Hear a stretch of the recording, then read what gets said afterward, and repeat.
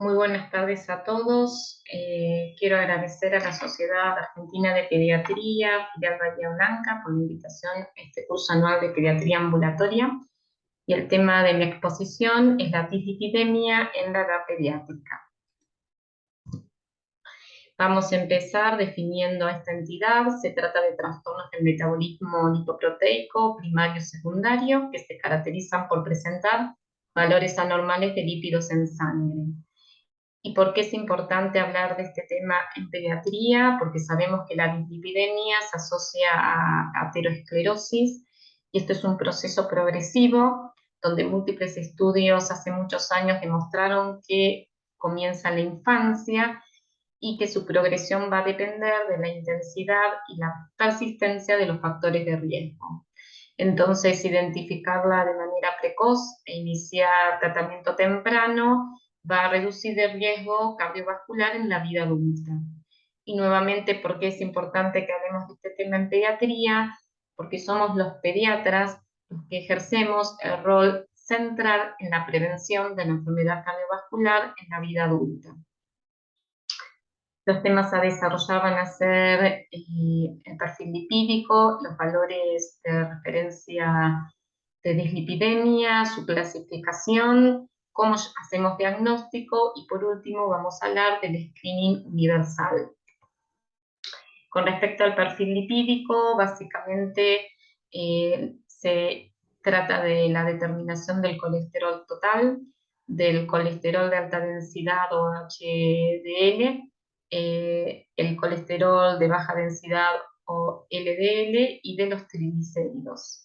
Existen algunas recomendaciones para tomar la muestra, como son, lo ideal es hacer un ayuno de 12 horas, tenemos que saber igual que 8 o 10 horas es suficiente. El paciente tiene que estar en un estado metabólico estable. Si tuvo alguna cirugía o una infección importante, se deben esperar 2 meses. Debe mantener su estilo de vida habitual, no haber tenido ninguna enfermedad 2 semanas antes de la extracción, no debe suspender tratamientos que se encontrara recibiendo y debemos considerar la variabilidad de las concentraciones de lípidos entre un día y otro. En el caso del colesterol total, esta variabilidad es del 5 al 10% y en los triglicéridos de un 20 a un 25%. Existen algunas otras determinaciones que se pueden realizar, pero básicamente son resorte del especialista. A modo únicamente de mención, tenemos el no HDL, que es un buen predictor de enfermedad cardiovascular, es económico y no requiere ayuno, y surge básicamente de un cálculo donde al colesterol total se le resta el HDL. Lo que hace es incluir a las lipoproteínas ricas en triglicéridos, que son moléculas pequeñas, muy heterogénicas. Después también ocasionalmente se puede solicitar el lipidograma, apolipoproteínas, la lipoproteína A y en algunas ocasiones las mutaciones genéticas. Con respecto a los valores de referencia de los lípidos y lipoproteínas, vamos a encontrar diferentes valores entre los distintos grupos de trabajo, pero las diferencias entre un grupo y otro son realmente despreciables. Estos valores son los que aparecen en el consenso de dislipidemia en pediatría de la Sociedad Argentina de Pediatría, y básicamente lo que dice es que consideramos valores elevados de triglicéridos en el grupo de 0 a 9 años de edad cuando son mayor o igual a 100 miligramos por decilitro, entre el grupo de 10 a 19 años mayor o igual a 130, el colesterol total cuando está por encima o igual a 200 miligramos por decilitro, los de colesterol LDL mayor o igual a 130, y el colesterol HDL está disminuido cuando sus valores son por debajo de 40. Desde el punto de vista de cómo se clasifican las dislipidemia, en forma muy general, sabemos que hay dos grandes grupos. Por un lado están las secundarias, son secundarias a medicación o patología de base, como son las enfermedades hepáticas, renales, enfermedades endócrinas y metabólicas y otras. Estas formas básicamente se tratan tratando la patología de base. Y por otro lado están las primarias, que a su vez se subclasifican en poligénicas y monogénicas.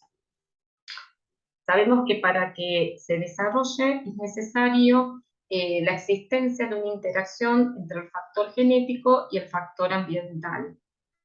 El factor genético lo que hace es dar la susceptibilidad en un ambiente que está desfavorable para que se desarrolle la dislipidemia. Mientras que los factores ambientales lo que hacen es exacerbar e intensificar la progresión de la enfermedad. Cuando el factor ambiental es más importante que el factor genético, dan lugar a esta forma de dislipidemia que son las poligénicas.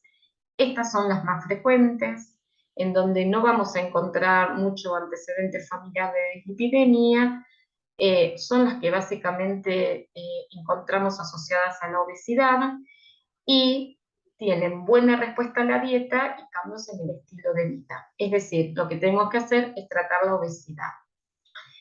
En cambio, el otro grupo, las monogénicas, son aquellas donde el factor genético pesa sobre el factor ambiental. Estas son las formas más graves, donde los niveles de LDL los vamos a encontrar por encima de 160, donde hay antecedentes familiares de hipercolesterolemia, implican un error del metabolismo. Hay varios tipos, pero las más frecuentes y conocidas por todos es la hipercolesterolemia familiar. Tienen pobre respuesta a la dieta y el cambio de estilo de vida y suelen requerir medicación hipolipemiante. Cuando nosotros hablamos de enfermedad cardiovascular que comienza en la infancia y de la prevención y del diagnóstico precoz y el tratamiento, y tratar de diagnosticarla en la edad pediátrica, nos estamos refiriendo a este grupo de dislipidemias, a las monogénicas. Entonces, la forma más frecuente es la hipercolesterolemia familiar, y vamos a hablar ahora de este tema. Sabemos que es el trastorno genético más frecuente asociado con enfermedad coronaria prematura debido a elevadas concentraciones de colesterol LDL desde el nacimiento. Existen dos formas, la forma heterocigota, que es la frecuente, y una forma homocigota poco frecuente. La forma heterocigota se sabe que se da en un paciente cada 200, 500 habitantes.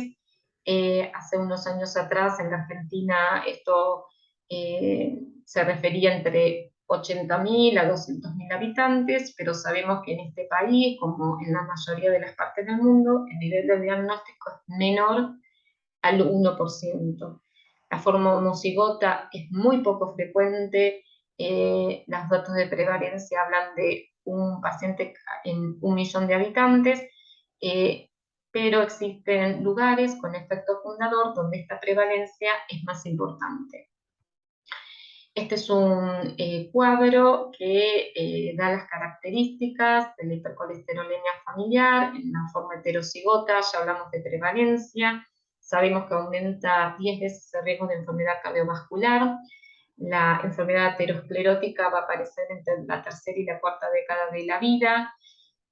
Siempre va a existir uno de los progenitores con enfermedad con hipercolesterolemia familiar. A nivel de perfil lipídico vamos a encontrarnos con valores de colesterol por encima de 300 miligramos por decilitro y de colesterol LDL mayor a 185 con triglicéridos normales. En la edad pediátrica esta forma es asintomática.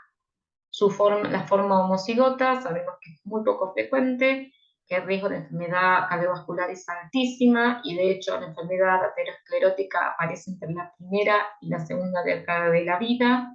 Los dos progenitores tienen que tener hipercolesterolemia familiar, los niveles de colesterol son extremadamente elevados, los de colesterol total son por encima de 600 miligramos por decilitro y los de LDL por encima de 400, con triglicéridos normales, y en estos pacientes vamos a encontrar manifestaciones en la edad pediátrica, a través de santomas cutáneos, tendinosos, ante el asma, arco corneal y enfermedad cardiovascular prematura.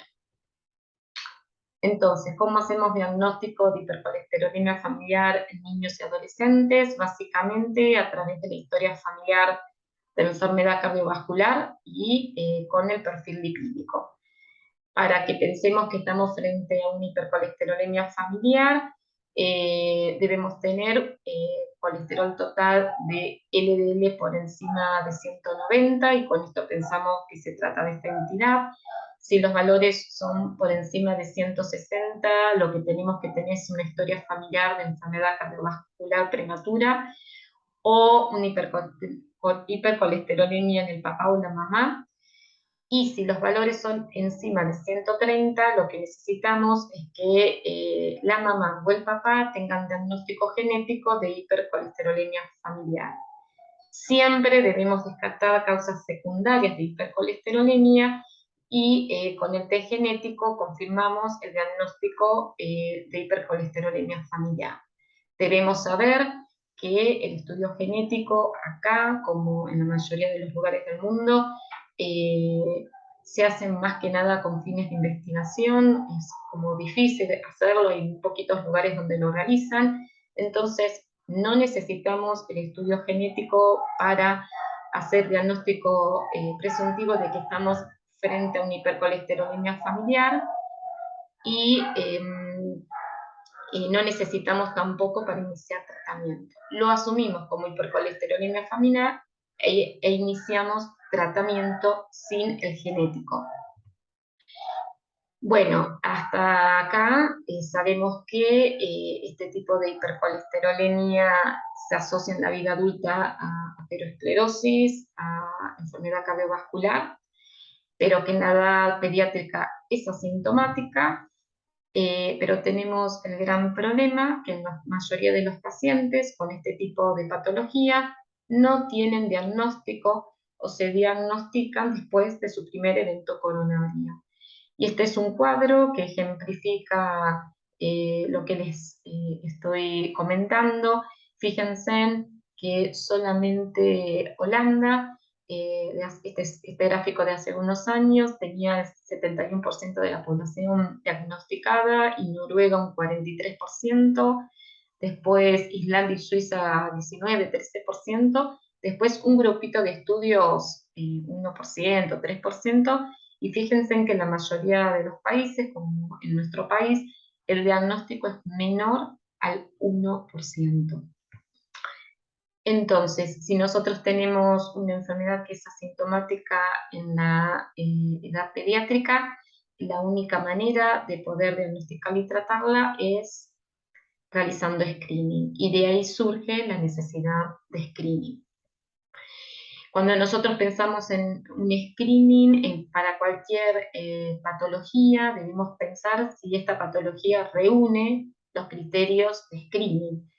Y si pensamos en hipercolesterolemia familiar, sabemos que es el fenómeno genético más frecuente, que es asintomática, que la enfermedad cardiovascular no se hace evidente hasta que se produce el primer infarto agudo de miocardio.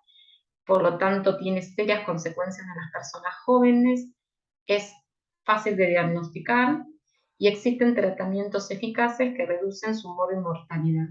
Hay varios estudios de evaluación económica de este tipo de screening donde se mostró que es costo efectiva. Es decir, hipercolesterolemia familiar reúne todos los criterios para realizar screening.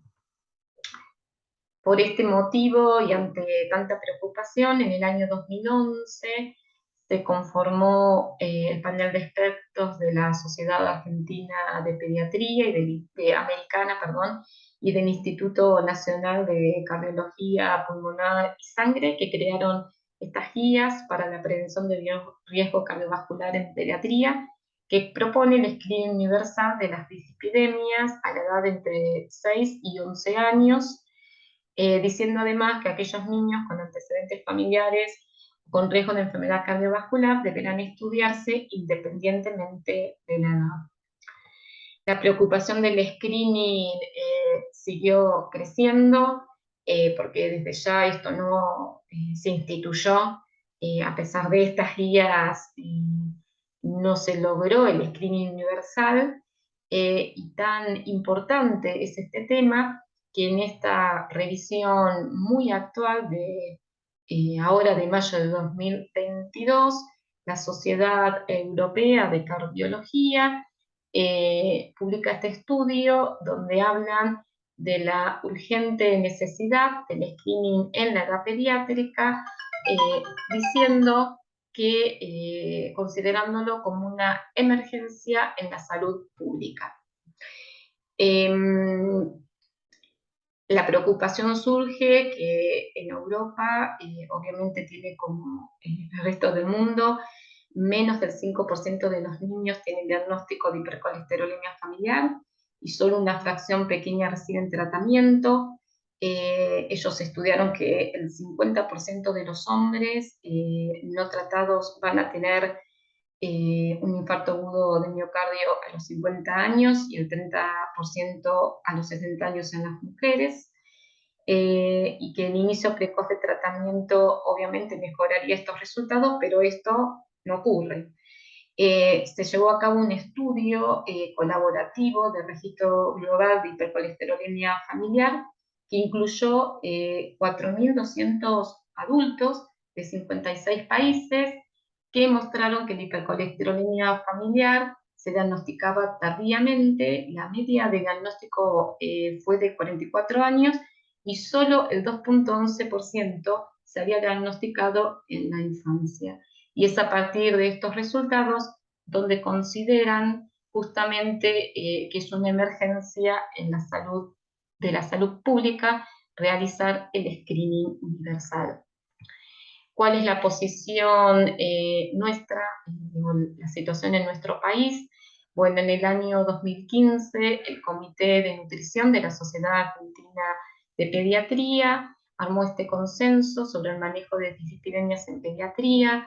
Este documento está dirigido a médicos pediatras, a médicos de familia, especialistas en nutrición y otros profesionales de la salud.